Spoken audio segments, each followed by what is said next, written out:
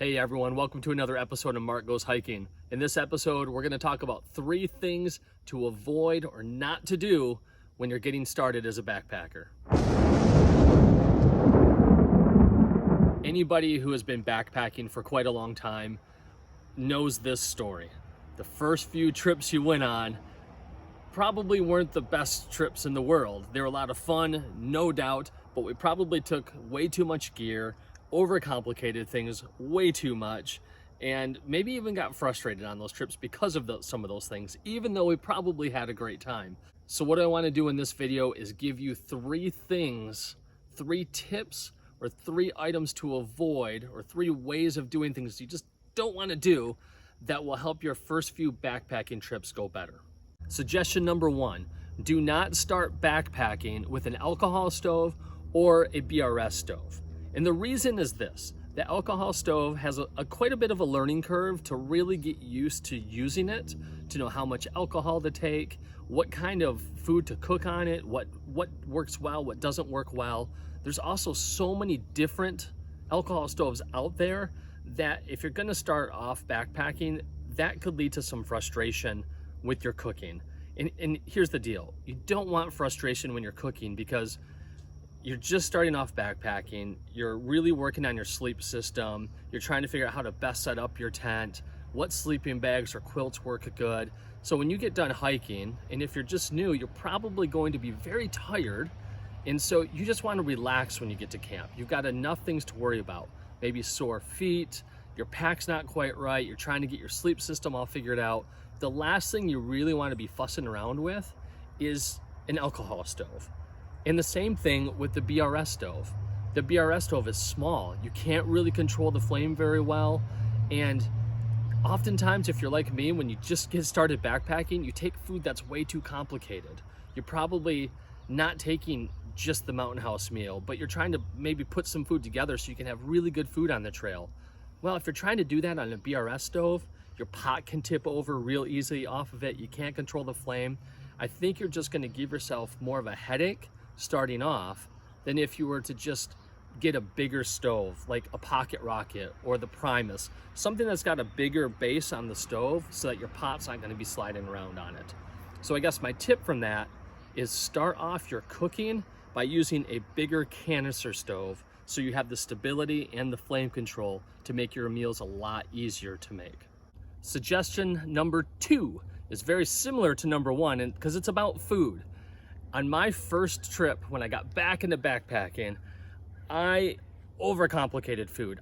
I did not want to eat dehydrated food or freeze-dried food. Any of those meals just did not seem good. So I brought my own pasta that I had to boil. I brought a package of pepperoni. I brought a small onion. I brought a little can of tomato sauce with some spices so I could spice it up into a good marinara sauce. And I did all of that on a little teeny canister stove with a small iron skillet and a Stanley cook pot. That was extremely frustrating.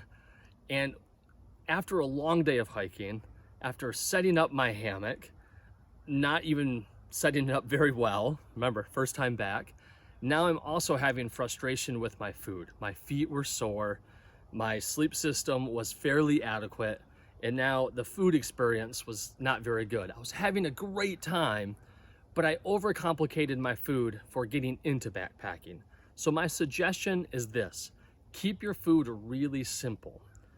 Worry about your hike, worry about your sleep system, worry about your clothes, your feet, that type of stuff. Take something very easy to do on your first couple trips.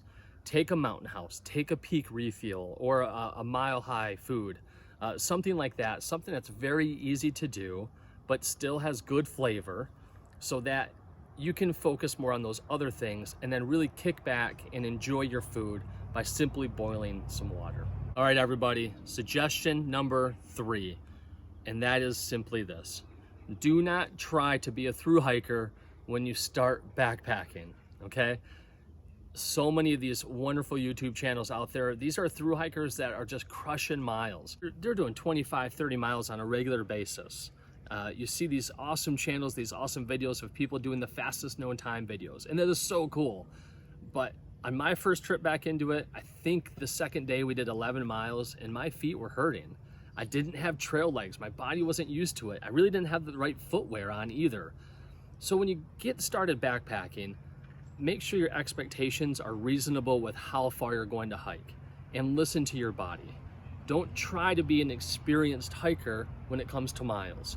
If you want to do more miles, trust me, you will get there. You will absolutely get there. That first trip, those 11 miles in one day, they killed my feet. I was sore for a couple days. Now I can go out and do multiple 20-mile days back to back, and I'm totally fine. Now I've got the right footwear, I'm in the right kind of shape for hiking those kind of miles, I'm used to it, but that comes with time.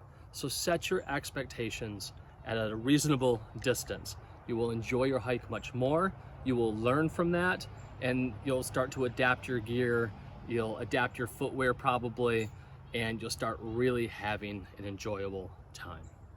I hope those 3 suggestions were helpful for you. I hope they gave you some right perspective and maybe gave you a little bit of an idea of what to buy and what not to buy as you get started hitting the trail. Anyways, guys, please subscribe, please like if you haven't done so already, and we'll see you guys out on the trail. Take it easy.